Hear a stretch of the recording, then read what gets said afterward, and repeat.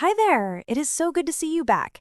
You've been doing a great job improving your Python skills lately, and honestly, it's been so fun watching you learn all of this.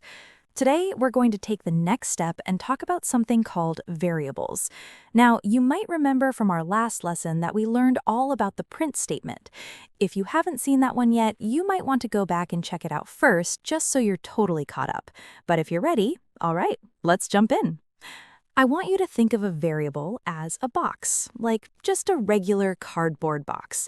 You write a name on the outside of the box with a marker, and then you put something inside of it. That's really all a variable is. It's just a way to store something. All right, let me show you what I mean. I'm going to type this out. So favorite underscore game, and I'm putting the word Minecraft in it. There we go. Now I'm just typing print favorite underscore game. See, since I put Minecraft in that box, when I print it, Python knows exactly what I'm talking about.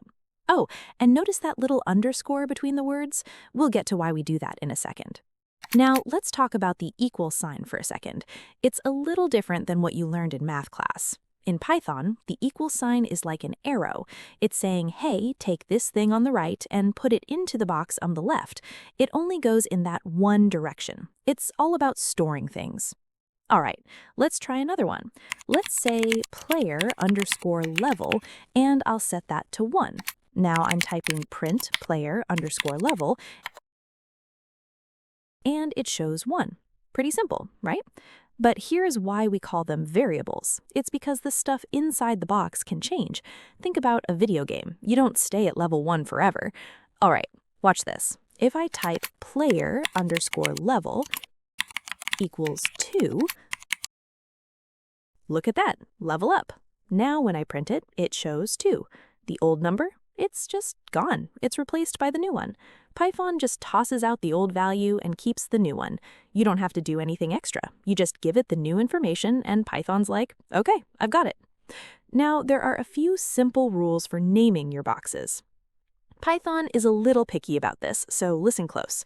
Rule number 1, no spaces. If you try to name a box player level, like I'm typing here with a space, yeah, Python is going to yell at you. It doesn't like that. Instead, all right, we do it like this, player underscore level. That little line in the middle keeps everything connected. Rule number 2, you can't start the name with a number. So something like 2 cool won't work, but cool 2 is perfectly fine. I don't make the rules, that's just how Python is. And rule number 3, no weird symbols, no exclamation points or dollar signs. Python only really likes letters, numbers, and that underscore. One last tip that will really help you out later, try to use names that actually describe what's in the box. Like, all right, I could just type S equals 100, but then a week from now, I'm going to be like, wait, what does S even mean? Was it score, speed, snacks? If I just type out score equals 100, yeah, my future self will be so much happier.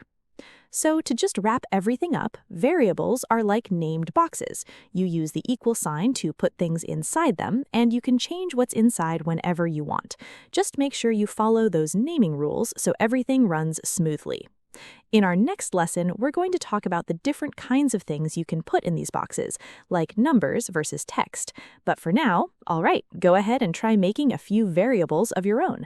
Don't be afraid to break things. That's how you learn. I'll see you in the next one. Bye.